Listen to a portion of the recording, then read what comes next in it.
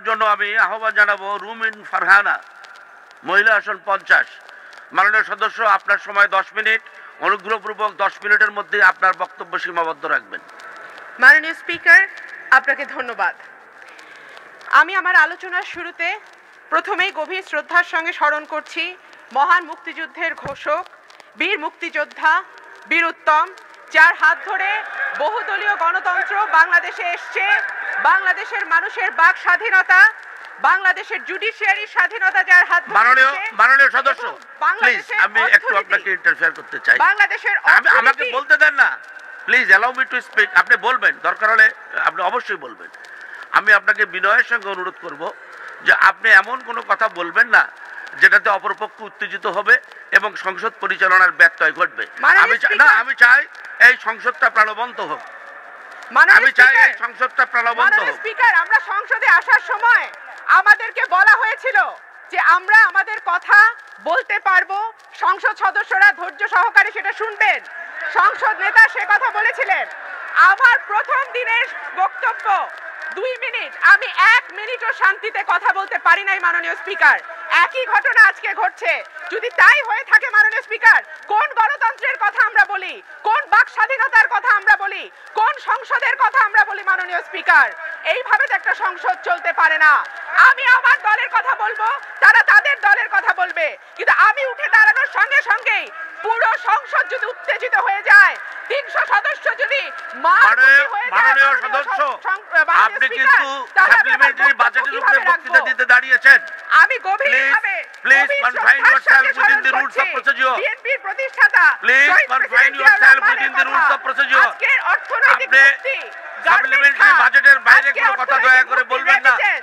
আজকে অর্থনৈতিক মুক্তি যেই প্রবাসী শ্রমিকের হাত ধরে এসছে, তার প্রত্যেকটি তার অবদান মাননীয় স্পিকার। আমি আরো গভীর শ্রদ্ধা করে স্মরণ করছি 3 বারের সাবেক প্রধানমন্ত্রী, বাংলাদেশের একমাত্র নেত্রী যিনি কোনোদিন কোনো আসনে কোনো নির্বাচনে পরাজিত হন নাই, গণতন্ত্রের আরেক নাম বেগম খালেদা জিয়াকে, যিনি আজকে 16 মাসের অধিক কারাগারে আছেন।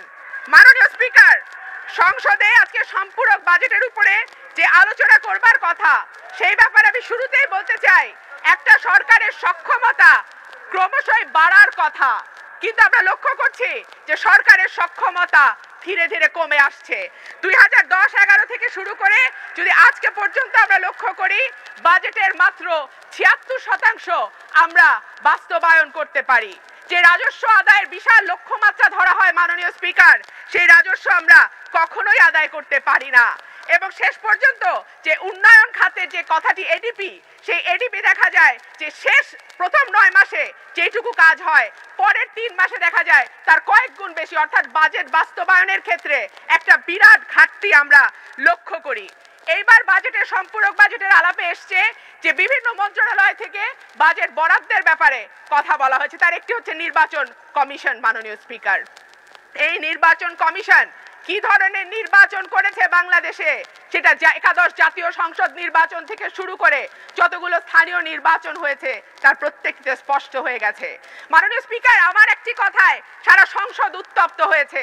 কলামের পর কলাম লেখা হয়েছে, সেই কলামে যে ভাষা ব্যবহার করা হয়েছে মাননীয় স্পিকার, কোন সভ্য জগতের মানুষ, কোন সভ্য লেখক ওই ভাষায় কলাম লিখতে পারে না। যাই হোক, সেই ব্যাপারে না হয় কথা নাই বললাম মাননীয় স্পিকার।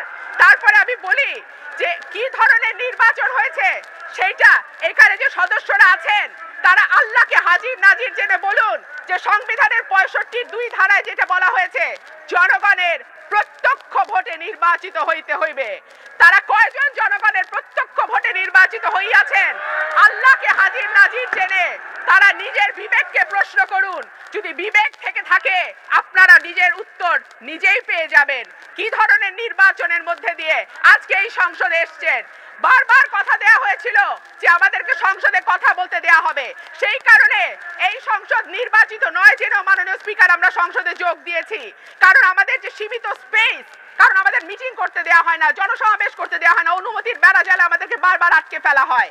সেই জায়গা থেকে আমরা ভেবেছি সংসদে আমরা একটা জায়গা পাবো যেখানে আমরা দেশের কথা, জনগণের কথা, মানুষের কথা, আমাদের নেতা কর্মীদের কথা বলতে পারবো। মাননীয় স্পিকার, আমার দুর্ভাগ্য এই 300 আসন যেটা লুট করে নেওয়া হয়েছে তাদের অতটুকু ধৈর্য নাই আমার মতো একটা সাধারণ মাননীয় সদস্য কথা শুনবার। Please listen to me. মাননীয় সদস্য, আমি আপনাকে প্রথমেই আমি আপনাকে বলেছি বিনয়ের সঙ্গে মাননীয় যে স্পিকার আমি বিনয়ের সঙ্গে আপনি এমন কোনো কথা বলিয়েন না যেটা আমাকে এক্সপান্স করতে হবে।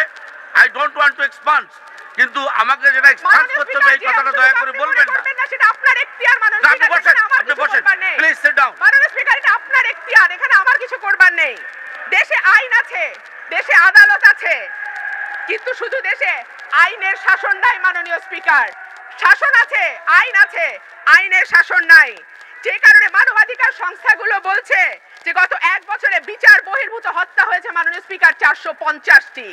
এই বিচার বহির্ভূত হত্যা মতো জঘন্য ঘটনা কোন সভ্য রাষ্ট্রে চলতে পারে না মাননীয় স্পিকার।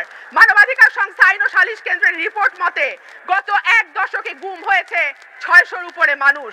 মাননীয় স্পিকার, আমার সুযোগ হয় মাঝে মাঝে এই গুম হয়ে যাওয়া পরিবারের সদস্যদের সঙ্গে বসবার জন্য।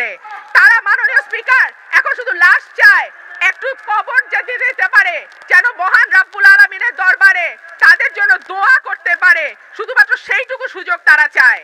মাননীয় স্পিকার, গত 1 মাসে মৃত্যু উপত্যকা বাংলাদেশে হত্যাকাণ্ডে শিকার হয়েছে 168 জন। বাংলাদেশ এখন ধর্ষণের রঙ্গমঞ্চ। আমার দুঃখ লাগে মাননীয় স্পিকার, এতগুলো নারী সদস্য আছেন, তারা কেউ ধর্ষণ নিয়ে কথা বলেন না। মাননীয় স্পিকার, বাংলাদেশ এখন 1 বছর থেকে শুরু করে 100 বছরের বৃদ্ধা মাননীয় স্পিকার, সারা পৃথিবীতে এই নজির নাই। ধর্ষণের শিকার হয়, কোনো বিচার হয় না। যারা ক্ষমতার সঙ্গে যুক্ত, কোনো না কোনো ভাবে ক্ষমতার সুবিধাভোগী মাননীয় স্পিকার, তারাই এই ধর্ষণের সঙ্গে জড়িত। আমি ছোট্ট একটা পরিসংখ্যান দেই। এই বছর 2019 সালের প্রথম 4.5 মাসে মাননীয় স্পিকার 346 জন শিশু ধর্ষণের শিকার হয়েছে।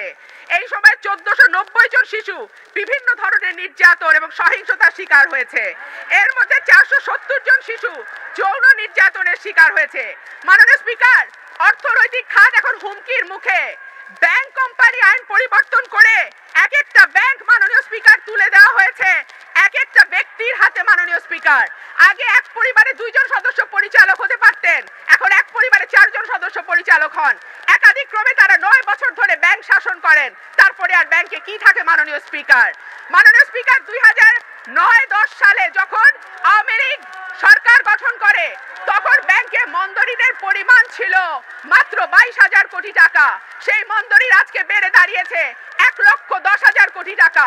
এর সঙ্গে যদি অপলোপন যুক্ত করেন মাননীয় স্পিকার, তাহলে ব্যাংকে মন্দরিনের পরিমাণ 1,55,000 কোটি টাকা। কি ভয়াবহ কথা মাননীয় স্পিকার! এই মন্দরিন কারা নিয়েছে সেই তালিকা প্রকাশ করা হোক মাননীয় স্পিকার। আমরা বাজেট দিচ্ছি, এই বাজেটের টাকাগুলো কোথায় যায়, কাদের হাতে যায়, কোন খাতে যায় মাননীয় স্পিকার, তার তালিকা প্রকাশ করা হোক। আপনি নিশ্চয়ই ডক্টর মইনুল ইসলামের নাম জানেন মাননীয় স্পিকার। তিনি বিশিষ্ট অর্থনীতিবিদ এবং তিনি তার নিজের কলামেই স্বীকার করেছেন যে তিনি নৌকা মার্কায় ভোট দেন। তিনি তার কলামে লিখেছেন বাংলাদেশের সমস্ত মন্দরিন যদি যোগ করা হয় তার পরিমাণ দাঁড়াবে 3.5 লক্ষ কোটি টাকা মাননীয় স্পিকার। কি বিভৎস কথা! গ্লোবাল ফাইন্যান্সিয়াল ইন্টিগ্রিটি বলছে যে গত 10 বছরে বাংলাদেশ থেকে পাচার হয়ে গেছে 6.5 লক্ষ কোটি টাকা। এই টাকা মাননীয় স্পিকার মালয়েশিয়ায় সেকেন্ড হোম তৈরি হয়, এই টাকায় কানাডার বেগমপাড়া তৈরি হয়, এই টাকায় পানামা পেপারসে আমাদের নাম আসে মাননীয় স্পিকার, কিন্তু আমরা বিচারের মুখোমুখি দাঁড় করানো হয় না। এই দেশে কেন্দ্রীয় ব্যাংক লোপাট হয়, বিচার হয় না। এই দেশে ভল্টের সোনা তামা হয়ে যায়, তদন্ত হয় না। এই দেশে পাথর গায়েব হয়ে যায় মাননীয় স্পিকার, 15 লক্ষ টন কয়লা নাই হয়ে যায় মাননীয় স্পিকার, কোন রকমের কোনো বিচারের মুখোমুখি করা হয় না মাননীয় স্পিকার। বাংলাদেশে সড়ক, রেল কিংবা উড়াল সেতু নির্মাণ করতে যে পরিমাণ খরচ হয় তার কয়েক গুণ কম খরচে মাননীয় স্পিকার সড়ক, রেল বা উড়াল সেতু তৈরি হয় ভারত, চীন কিংবা ইউরোপের দেশগুলোতে। এবং কাজের মান সম্পর্কে আর কি বলবো মাননীয় স্পিকার, যেই রকম সড়ক দুর্ঘটনা ঘটে, যেই অবস্থার মধ্যে আমরা পড়ি, তাতে খুব স্পষ্ট হয়ে যায় বাংলাদেশের সড়কগুলোর কি অবস্থা মাননীয় স্পিকার। বাংলাদেশের অর্থনৈতিক খাত বলেন, বাংলাদেশের মানবাধিকার পরিস্থিতি বলেন, বাংলাদেশের প্রতিষ্ঠানগুলোর সক্ষমতার কথা বলেন মাননীয় স্পিকার, প্রত্যেকটির অবস্থা খারাপ থেকে খারাপতর দিকে যাচ্ছে। একটু জবাবদিহিতাহীন সরকার যদি থাকতো মাননীয় স্পিকার, একটু বিরোধী দলের কথা শুনবার ধৈর্য যদি থাকতো মাননীয় স্পিকার, তাহলে আজকে বাংলাদেশের এই অবস্থা হয় না। আমি আমার বক্তব্যের আবারও বলছি, আবারও মনে করিয়ে দিচ্ছি, প্রত্যেকে যার যার বিবেককে প্রশ্ন করেন। আপনারা কি জনগণের প্রত্যক্ষ ভোটে নির্বাচিত হয়েছেন? আপনারা কেউ জনগণের প্রত্যক্ষ ভোটে নির্বাচিত হন নাই। সুতরাং যখন সত্য কথা একজনও বলে মাননীয় ধন্যবাদ, ধন্যবাদ মাননীয় সদস্য, আপনাকে অসংখ্য ধন্যবাদ। মাননীয় সদস্য, আপনাকে ফ্লোর দেওয়ার সময় আমি বিনয়ের সঙ্গে বলেছিলাম যে আপনি নির্দিষ্ট সময়ের মধ্যেই বক্তব্য শেষ করবেন। আবারও পরে বলেছি যে আপনি সম্পূরক বাজেটের উপরে বক্তব্য রাখবেন। আপনি সম্পূরক বাজেটকে বাদ দিয়ে আপনি যে সমস্ত বিষয়গুলো নিয়ে বক্তব্য রেখেছেন এবং যে সমস্ত আনপার্লামেন্টারি ওয়ার্ড এখানটায় ইউজ করেছেন, প্রত্যেকটি ওয়ার্ড, প্রত্যেকটি সেন্টেন্স এই প্রসিডিংস থেকে এক্সপান্স করা হলো।